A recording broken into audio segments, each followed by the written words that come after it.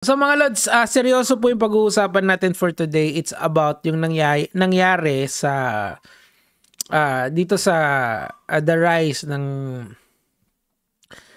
dito sa ito Banawe Rice Terraces Inspired Real Estate Project. Kasi nung 2023 po kasi nagplano itong kumpanya na to na magtayo ng isang condominium unit, or I'm not sure kung anong tawag dito eh. Siguro it's a real estate development project, pero it's high-end condominium yung dating niya nung ina-analyze ko to dati.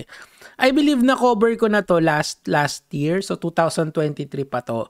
Now, we are feeling the effects of this project sa Cebu. Kasi sa Cebu nangyari to, and kung hindi nyo na itatanong mga lods, kaya kino-cover natin to kasi merong napaka-devastating na flood ding sa Cebu.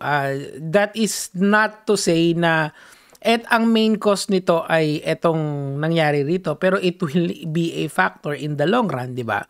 Kasi yung mga flooding naman, it is caused mainly by number one, yung neglect ng tao sa kalikasan, and number two is yung bad flood control. Kasi may 26 billion na flood control project sa Cebu, parang hindi naramdaman. In the sense na nagkaroon ng massive flooding sa Cebu. Kasi pwede kasing hindi mo maramdaman yan ngayon eh. Yung in the future mo siya mararamdaman. It's compounding yung mga ganitong klaseng problema. Now, isa sa mga sinisisi ngayon ng netizens ay etong project na to. Let me be clear na hindi naman si Slater Yang lang ang to blame dito. Pero since siya ay part ng pagbuo nito, siguro there should be a level of accountability. Pero we're not saying na siya yung directly na dapat na managot dito, di ba? Pero ang sinasabi ko lang kasi, it is very fair to think na etong project na to has something to do with the disaster dito. It's a factor kumbaga. So ito yung factor ng tawag dito ito yung ginawa nila dun sa bundok, okay? So bakit ba importante ito? Yung basic kasi, 'di ba, ito yung basic kung grade 5 science di ba? Yung puno kasi, yung roots noon nag-a-absorb 'yon, mas malakas yung absorption niya ng tubig. Literal na yung puno is it's a natural flood control. It's natural flood control yung mga puno, 'di ba?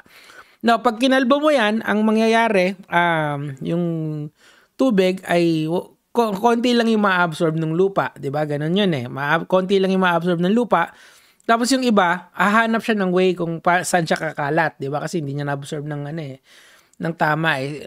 Gets? So, that's the basic. Now, let's go back in an article nung August 29, 2023. Sabi dito, expert identifies environment problems with Slater Yang's Banawe Rice Inspired Real Estate Project. Again, si Slater Yang dito ay isa lang empleyado na nag-e-explain sa tao kung ano yung kalalabasan nito. Okay?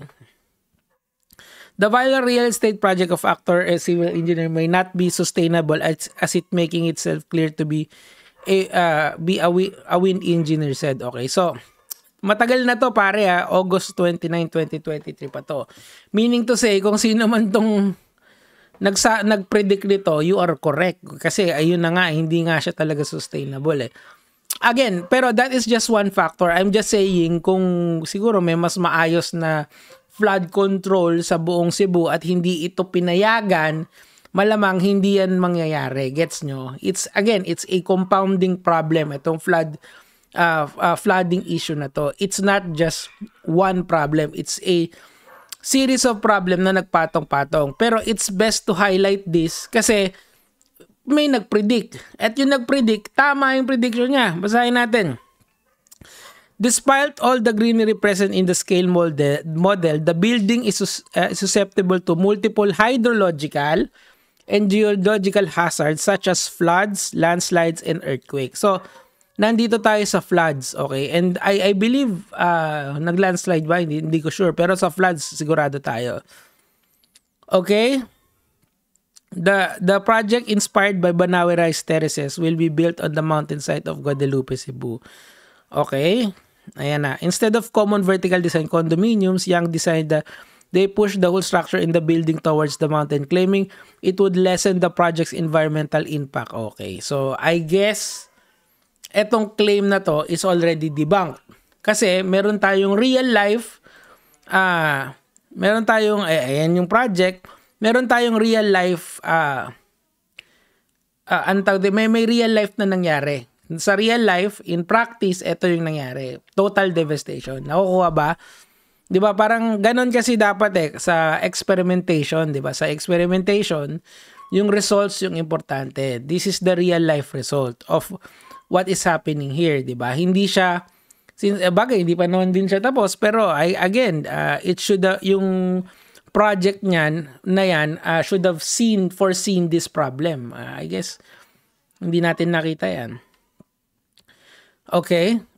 How others, however, criticize the project on social media, citing the irony of constructing a sustainable building after chipping away at a mountain for its construction. Ayun nga. So ngayon, ayan na nga, tinagtag nila yung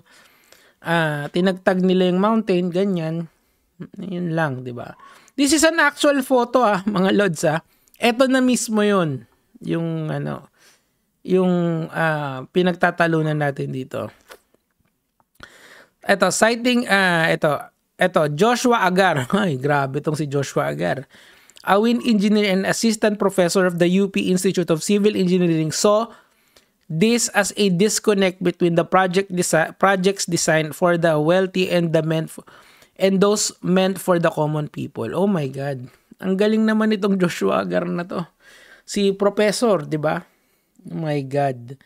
Citing the World Sustainable Built Environment Conference in 2017, he said people behind real estate projects in countries such as Europe perceive sustainability and site consideration differently compared to those done in developing countries. Oh my God. See, so iba pala yung standards kapag dito ka gumagawa sa Pinas, na third world country, at saka sa Europe, okay? The rich can look at their finished product as dispensable if damaged to hazards, but risk this not something that common Filipino can afford. Okay? So pagka nagkaroon ng, sa bagay kasi yung mga mayayaman, madali silang makapagpagawa. Pero, tandaan natin, eto, mahirap yan. Lalong-lalo nakita mo yung devastation na nangyari.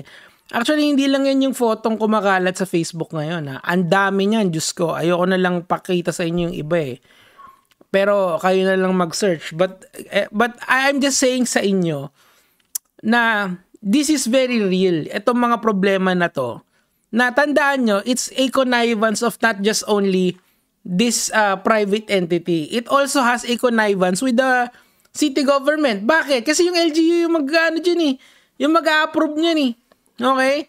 Gets nyo? And it's also in connivance with DPWH kasi titignan nila yan okay. And the DNR as well. So it's the government, the public that's supposed to protect the people and the private entity. Gets nyo?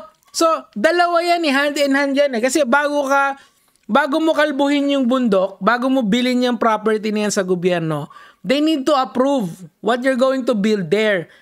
Such that it would not devastate the people. Remember, the mandate of our government is to serve the people, is to protect the people. How is this fucking protecting the people, mga lods?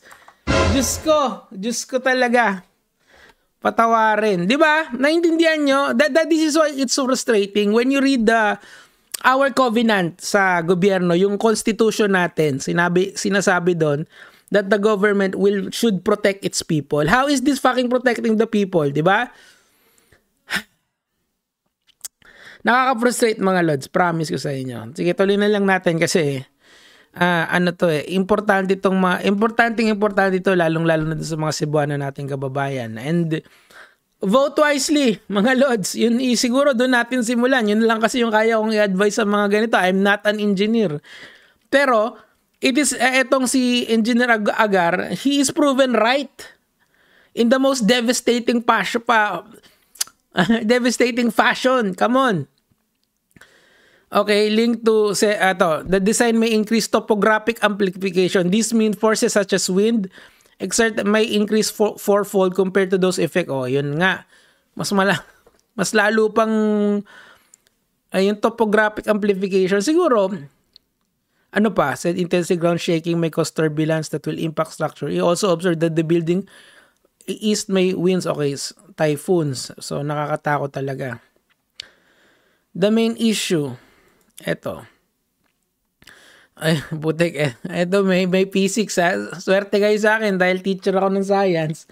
Main shortage of concept agar noted that this is how forces applied to the building will be exerted on the aligning the Newton's third law. Okay, so whatever the building is exerting on the mountain, the mountain will exert it back dun sa building. Kumbaga kung may So anong sinasabi niya dito? Right, kasi you cannot make a structure that the mountain itself cannot handle. Ganun yata yung gusto niyang sabihin dito eh. Kumbaga, kung iisipin natin yung mountain as a table, you cannot put something on the table that it can not withstand. Gets? Parang, kunyari, itong lamesa ko na to, you can put here yung PC, yung mga magagaan. Kasi the PC, itong monitor ko, it exerts a force on the table. Pero, I cannot put something here that is very heavy kasi masisira yung lamesa. This is what he's saying here. Oh my God. Salamat sa science background ko. In analysis, only consider that the ground motion in the mountain will transmit forces to the structure. Since it's embedded on the mountain, this should require a solid structure, so interaction analysis, not a mere structural analysis. Gets? So, miski pala yung built nung mountain has to be checked for its integrity. Okay? Grabe. Hindi pala ano yan. Ayan. As the inertial force aggravates the stresses. Inertial force, para doon sa mga ano yan, this is basically yung bigat. Yan lang yung tinutukoy dyan. Yung bigat mo relative to gravity. Tama ba? Yes. F equals mg lang yan. Yung inaano niya lang. Yan lang yung tinutukoy niyan. Could cross the limit especially when the building is anchored on the entire mountainside, Agar explained. Exactly balikan niyo yung table analogy ko. Kung ano yung ipapatong mo, dapat yung kaya lang nung I guess makikita natin, ang masakit pa dito, yung problemang hinighlight ni Engineer Agar dito is only the one factor pa lang, flood pa lang. Wala pa yung earthquake, wala pa yung, di ba tatlo yung problemang sinabi niya dyan? Yung flooding, earthquake, and the other one. So, kulang pa ng isa. Huwag nyo nang hintayin, kumbaga. Huwag nyo nang hintayin, parang awa nyo na. Di ba? Okay, conventional may expect glass breakage or debris that, okay, ito yung landslide. What should be done? Limit the building footprint, construct the building vertically, basically i-redesign nyo ng ayos, conduct wind tunneling testing, apply isolation technique. Okay, so ang hindi, kumbaga kung ililista natin yung tatlong problema na binigay niya, landsliding, flooding, earthquake, pangatlong problema pa lang to. Hindi ito yung top 3. Okay, so at the end of the day, engineers should be more than builder, but they should be nation builders, he added. That's why I'm telling you. Kasi nga, etong mga pagko-construct ng mga building na to, it should be done in the sense of trying to protect the people. Okay? Not just for the sake of profit. Kasi syempre, yes, siguro malaki yung kikitain ng Cebu rito. Pero, what is the cost? Always think of the social cost in building all of this. And I guess they failed. They failed miserably. And I'm not just saying that just to stir the pot. I am saying that because you got flooded, mga Cebuano. Yawa itong mga giatay na to. Yun lang naman po yung sa akin. Gege mga lods.